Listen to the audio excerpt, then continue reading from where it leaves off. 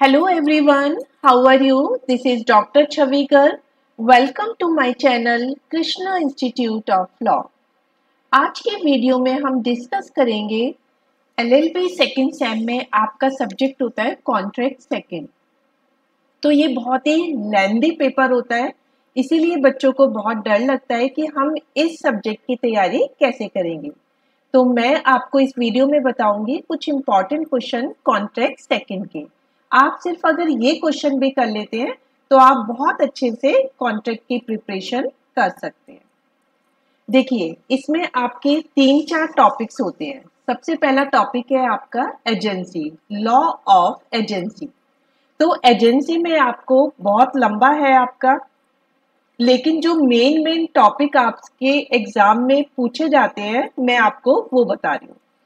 सबसे पहले आपको लॉ ऑफ एजेंसी का मीनिंग तो पता ही होना चाहिए। उसके बाद आपसे पूछ लेते हैं काइंड्स ऑफ एजेंट, एजेंट कितने प्रकार के होते हैं। फिर एजेंट की राइट और ड्यूटीज भी आपसे पूछी जाती है। फिर आपसे पूछा जा सकता है कि एजेंसी कब टर्मिनेट होती है। इसको दूसरे वर्ड में ऐसे भी पूछ सकते हैं कि प्रिंसिपल और एजेंट का रिलेशनशिप कब एंड होता है। तो चाहे एजेंसी टर्मिनेशन के क्वेश्चन पूछ ले या इसको ऐसे भी पूछ सकते हैं एजेंट और प्रिंसिपल का रिलेशन कब खत्म होता है। फिर आपसे पूछा जा सकता है कि एजेंट कब पर्सनली लायबल नहीं है और अनडिस्क्लोज प्रिंसिपल किसे कहते हैं।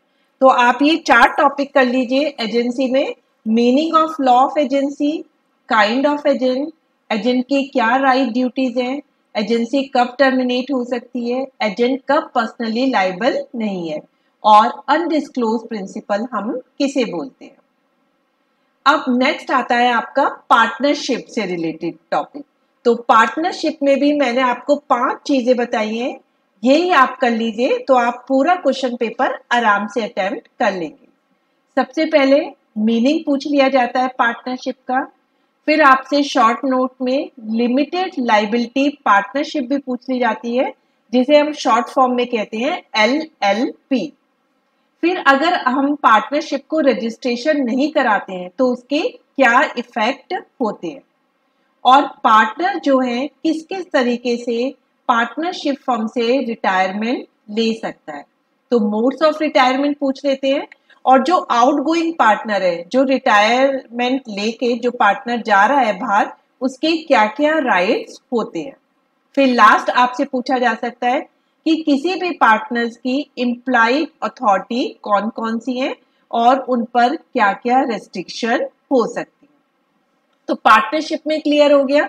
मीनिंग LLP पूछ लेते हैं, effect of non registration, mode of retirement क्या क्या है, राइट ऑफ आउटगोइंग पार्टनर क्या है आपके, इम्प्लाइड अथॉरिटी ऑफ पार्टनर क्या हो सकती है और उस पर हम कैसे रेस्ट्रिक्शन लगा सकते हैं। अब नेक्स्ट आता है आपका सेल ऑफ गुड एक्ट। ये भी बहुत लंबा टॉपिक है, तो मैंने इसमें से कुछ सेलेक्टेड टॉपिक बताए हैं, सिर्फ आप इनको भी कर सकते हैं। तो सबसे पहले तो आपसे पूछ लिया जाता है कि कॉन्ट्रैक्ट ऑफ सेल किसे कहते हैं और इसके क्या क्या एसेंशियल है। ठीक है, कॉन्ट्रैक्ट ऑफ सेल किसे कहते हैं और इसके क्या एसेंशियल है। फिर आपसे पूछा जा सकता है कि इम्प्लाइड कंडीशन एंड वारंटीज बताइए। ये बहुत इंपॉर्टेंट क्वेश्चन है, इम्प्लाइड कंडीशन आपसे पूछ ली जाती है। नेक्स्ट है risk pass with the property, कि जो रिस्क है वो प्रॉपर्टी की जैसे हम डिलीवरी करते हैं तभी जो है सेलर से बायर पे चले जाता है। तो risk pass with the property कैसे होता है। नेक्स्ट है अगर कोई भी सेलर या बायर ब्रीच ऑफ कॉन्ट्रैक्ट करता है, मीन्स कॉन्ट्रैक्ट को तोड़ता है, तो क्या क्या रेमेडीज मिली हैं, सेलर को क्या रेमेडीज मिली है और बायर को क्या रेमेडीज मिली है। फिर नेक्स्ट आता है आपका अनपेड सेलर और उसके राइट। ये बहुत इंपॉर्टेंट है, जनरली हर बार पूछा जाता है अनपेड सेलर और उसके राइट। नेक्स्ट है रूल ऑफ कैविट एम्प्टर। ये भी बहुत इंपॉर्टेंट है, ये भी नॉर्मली हर बार के क्वेश्चन पेपर में पूछा गया है, rule of caveat emptor. Next है no one can transfer a better title than he himself has and its exception. Means जितना किसी व्यक्ति के पास कोई टाइटल होता है उससे बेटर टाइटल वो किसी को भी नहीं दे सकता। फॉर एग्जाम्पल आप कोई चोरी की चीज खरीदते हैं तो चोर पे तो उसका बेटर टाइटल है ही नहीं, तो वो जो व्यक्ति उससे खरीद रहा है उसको भी वो बेटर टाइटल नहीं दे सकता।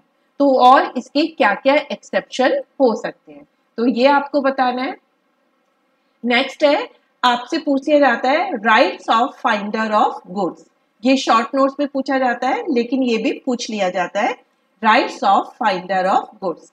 तो सेल ऑफ गुड एक बहुत ही लेंथी टॉपिक है। अब मैंने आपको इसमें से कुछ सेलेक्टेड टॉपिक्स आपको बता दिए। फिर आपसे पूछा जाता है बेलमेंट एंड प्लेज से रिलेटेड। तो बेलमेंट का मीनिंग और उसके एसेंशियल पूछे जाते हैं। इसी तरीके से प्लेज का मीनिंग और उसके एसेंशियल पूछे जाते हैं। फिर बेली के राइट एंड ड्यूटीज। देखिए बेलमेंट में दो पार्टीज होती हैं, बेलर और बेली। आपसे किसी के भी राइट ड्यूटी पूछे जा सकते हैं, लेकिन आप बेली के राइट और ड्यूटी कर लीजिए। जो बेलर के राइट है वो बेली की ड्यूटीज होंगी और जो बेलर की ड्यूटीज है वो बेली की राइट होगी। तो आपने अगर सिर्फ बेली की भी कर लिए और आपसे बेलर पूछ लिया जाता है तो भी आप आराम से लैंग्वेज चेंज करके बेलर के राइट एंड ड्यूटीज बता सकते हैं।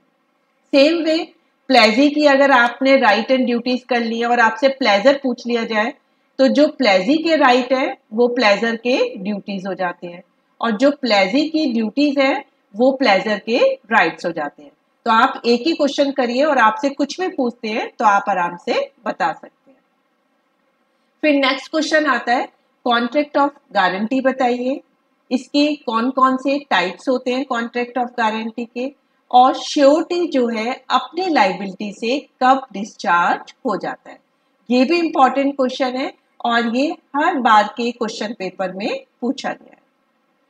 फिर नेक्स्ट आता है आपका शॉर्ट नोट्स। देखिए शॉर्ट नोट्स में आपसे पूछ सकते हैं, एक तो पार्टनरशिप से रिलेटेड है कि पार्टनरशिप कितने टाइप से जो है डिसॉल्व हो सकती है, modes of dissolution of partnership और इसके क्या कॉन्सिक्वेंस होते हैं। फिर आपसे पूछ सकते हैं कि माइनर जो है कब पार्टनरशिप में अपने बेनिफिट के लिए एडमिट हो सकता है। तो admission of minor to the benefits of partnership. फिर आपकी डिफरेंस बहुत सारे पूछे जाते हैं, जैसे कि पार्टनरशिप फर्म और एचयूएफ में क्या डिफरेंस है, पार्टनरशिप फर्म एंड को ओनरशिप में क्या डिफरेंस है, सेल एंड हायर परचेस में क्या डिफरेंस है, sale and contract of sale में क्या डिफरेंस है, और गारंटी एंड इंडेमनिटी में क्या डिफरेंस है। तो ये जो आपका लास्ट डिफरेंस है guarantee and indemnity, it is also one of the important question, ये भी आप जरूर कर लीजिए। तो मैंने जो आपको क्वेश्चन बताए हैं सिर्फ आप इतने भी क्वेश्चन कर लेते हैं तो आप बहुत ही कम टाइम में कॉन्ट्रैक्ट सब्जेक्ट की बहुत अच्छे से प्रिपरेशन कर सकते हैं। So that's all for today video lecture. Thank you very much.